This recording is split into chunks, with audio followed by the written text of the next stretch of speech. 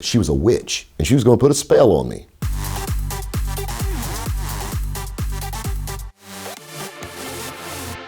Buyer payer was awesome because you dealt with two different ends of the world. There was no in between.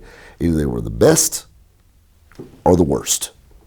A lot of people are really weird about credit apps. They're weird about debt. They're weird about, things on their credit report, things like that. They're not real sure about it. They don't want that. Or let's say, you're getting paid under the table. So you actually have good customers. I mean, these guys pay you like clockwork. And then you've got the reason why they made buy here, pay here. You want to get as close to what you owe in the car as your down payment. And then basically you break it down into a monthly, bi-weekly, or even a weekly payment, which weekly is just too aggravating. There's several guys that I used to sell cars with that are multi-millionaires, and it's all they've ever done is buy here, pay here car lot. We had one just recently retire. He'd been doing buy here, pay here since 1960. Never sold a car that was more than $5,000 total price. And it's always sold just little 10-year-old cars and made a freaking kill. He's a multi-millionaire. Technology has moved up with it. Before they'd make a payment, you had to hunt the car down. Now you got GPS tracking systems. They're super cheap. It's $22 a car. They monitor it. I can turn it off. 9 times out of 10, if the car ever stops, the payments stop. You might as well go ahead and put that on the pickup list because it's only the payments are going to stop. Transmission goes out, something like that. They'll never finish paying for the car, but you broke even in it. And I did get my return checks, which I was good at that. That's what also got me so good at dealing with checks at the bank. You make a lot of friends in the banking business, and all those cute ladies that work at the front desk or the counter, the checkout tellers. It was so funny. I could get a check cleared anywhere in that town. I could find out, validate a check, and they couldn't tell you exactly how much is in there, but it's like a guessing game. But they could tell you this check won't clear. And see, this is the thing a lot of people understand. I can deposit money in anyone's checking account. Anybody can deposit money in anyone's checking account. And as soon as you deposit cash, which hits 100%, give me certified funds for this check, please. And you're probably going to get a really dirty phone call shortly after. But you know what? You got paid.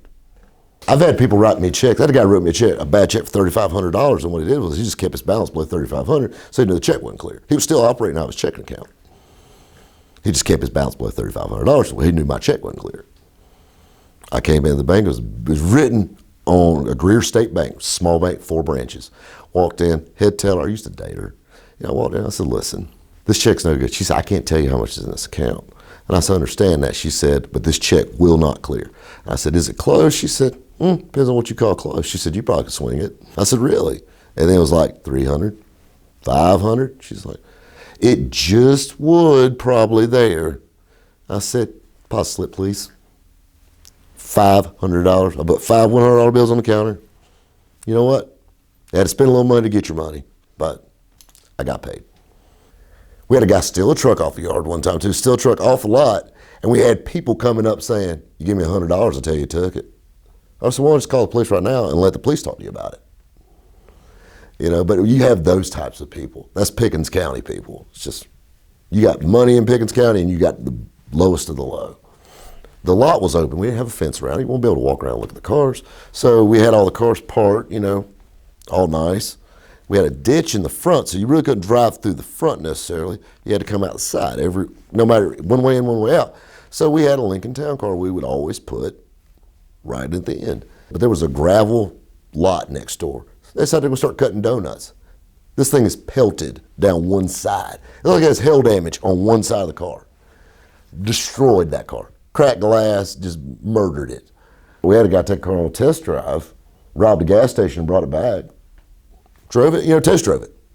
Didn't think nothing about it. My mom was there. I wasn't even there yet. I caught the tail end of it. The time I got there, he had just got back. The car was still warm, and he jumped in his car. Obviously, he wasn't going to come in and say, "Hey." He got in the car. He just jammed the car back in the parking spot, got in his car, and took the fuck out of there. The cops come out, fingerprint. Obviously, he knew exactly who it was as soon as they did that. He didn't care. This guy was crazy. He actually died 2 weeks later doing the same thing, but he was running from the police. And he wrapped a LX Mustang around a pole. It killed him. He's dead at the door now. The grandma story. Brick Mason, his sister came to me to buy a car. Her credit was worse than anybody in the family. She came to me, I sold her an Escort ZX2. Classy ride. Good little car, you can't kill them. I bought it, about 5 other cars in one night. I drove it to the shop. I said, man, this thing's ready to sell. Air blows cold in. I said, Dave said, I'll clean it up for you. Dave's just hanging out, you know. I said, shoot, knock yourself out. And Dave does. He takes a pressure washer, and it was standing tall. It was green. Well, he washed the motor in it. You know, the motor just had just a little bit of grime on it. It wasn't nasty or anything. But he took a brush and started doing like this on top of the motor. When he did that, he broke the dipstick off. He put a piece of tape over it, the dipstick tube. And told me, he said, yeah, you need to order a dipstick for that car. He said, but everything else is done. I'm like, whatever, all right. So I took the car and went ahead and put it out. I mean, it was out on a lot. Didn't think anything about it. I forgot about the dipstick. She goes, I'm looking for a good car, something good on gas, something to take my daughter back and forth. And it was a family friend, you know, I knew her, I knew him, and I'll be honest with you, it was one of those deals, I didn't even take a down payment on it. I said, just pay me $75 a week on it, how about that? I mean, I bought the car for $400. She made every payment on it, and she came to pick up the title, and she's still driving it. Beat to hell, but it's still running. And I'm like, been a good little car for you, hasn't it? She said, it's been a great car. And then it hit me. I said, you ever changed the oil in this car? She's like, no. She's delivering pizzas in this car, by the way. It still didn't have a dipstick in it. She'd never changed oil. This probably had 60,000 miles put on it, and it's still running. She's never added oil to it. This car, if Ford ever built one good car, that one was it. Had a lady bought a Taurus from me, transmission went out, threatened to she was a witch, and she was going to put a spell on me. She was going to put a spell on me, and her son was a warlock. And I told her, I said, okay. I said, let me get this straight. Transmission's out in your car.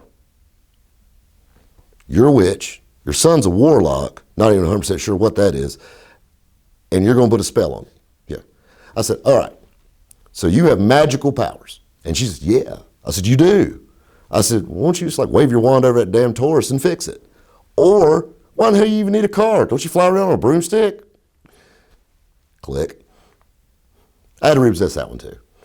Matter of fact, when I was getting out of the buy here, pay here business, I used to keep about 80 cars on the books at all times, which is a circus. And you've got about 30 of them, they're dedicated. They'll pay, you get your checks, it don't matter. But that last 50 is tooth and nail every week. Got to threaten them, because I always had a key to their car. I would send them a picture holding their keys and be like, do you need me to come see you? I mean, that's the things you had to do to get your money. I got down to about 10 cars, and I was looking for a way out.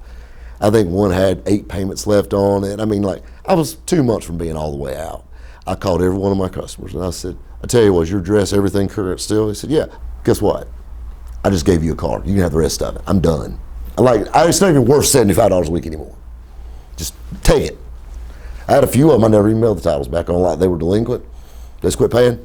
I just threw the titles in the trash. I'm just done.